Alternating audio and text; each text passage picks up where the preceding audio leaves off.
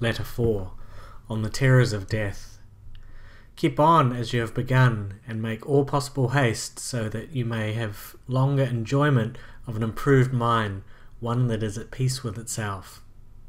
Doubtless you will derive enjoyment during the time when you are improving your mind and setting it at peace with itself, but quite different is the pleasure which comes from contemplation when one's mind is so cleansed from every stain that it shines. You remember, of course, what joy you felt when you laid aside the garments of boyhood and donned the man's toga, and were escorted to the forum. Nevertheless, you may look for a still greater joy when you have laid aside the mind of boyhood, and when wisdom has enrolled you among men. For it is not boyhood that stays with us, but something worse, boyishness. And this condition is all the more serious because we possess the authority of old age, together with the follies of boyhood, yea, even the follies of infancy. Boys fear trifles, children fear shadows, we fear both. All you need to do is to advance. You still thus understand that some things are less to be dreaded, precisely because they inspire us with great fear. No evil is great which is the last evil of all. Death arrives. It would be a thing to dread if you could remain with you. But death must either not come at all, or else must come and pass away. It is difficult, however, you say, to bring the mind to a point where it can scorn life. But do you not see what trifling reasons impel men to scorn life? One hangs himself before the door of his mistress, another hurls himself from the housetop that he may no longer be compelled to bear the taunts of a bad-tempered master. A third, to be saved from arrest after running away, drives a sword into his vitals. Do you not suppose that virtue will be as efficacious as excessive fear?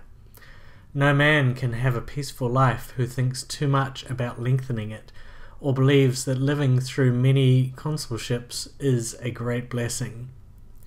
Rehearse this thought every day, that you may be able to depart from life contentedly, for many men clutch and cling to life, even as those who are carried down a rushing stream clutch and cling to briars and sharp rocks.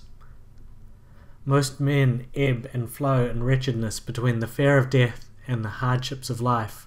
They are unwilling to live, and yet they do not know how to die. For this reason, make life as a whole agreeable to yourself by banishing all worry about it.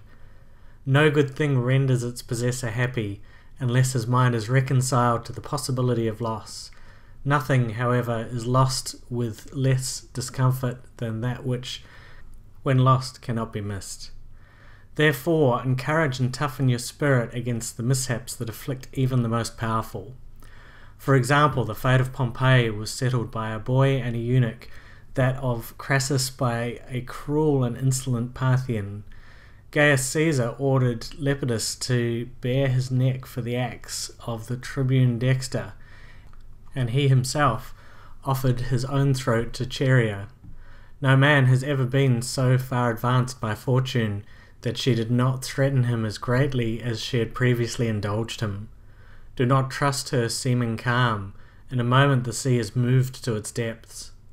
The very day the ships have made a brave show in the games, they are engulfed. Reflect that a highwayman or an enemy may cut your throat, and though he is not your master, every slave wields the power of life and death over you. Therefore I declare to you, he is Lord of your life that scorns his own.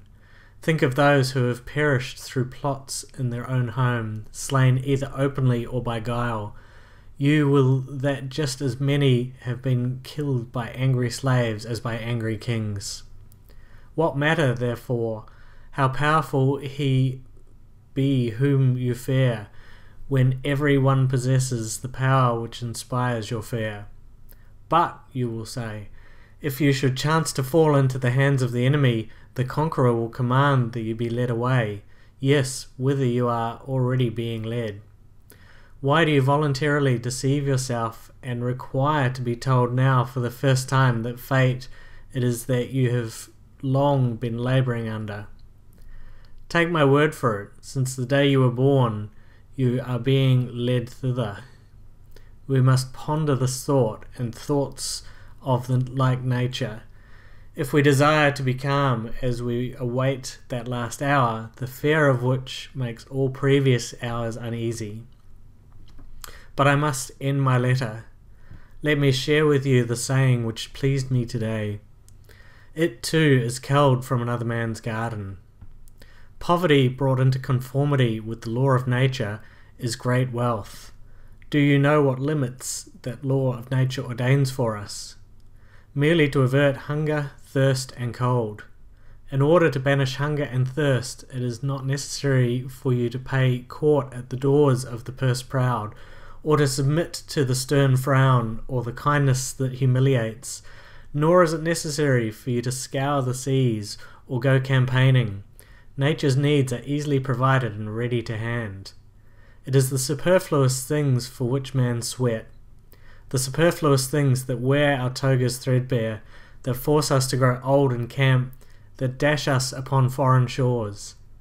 That which is enough is ready to our hands. He who has made a fair compact with poverty is rich. Farewell.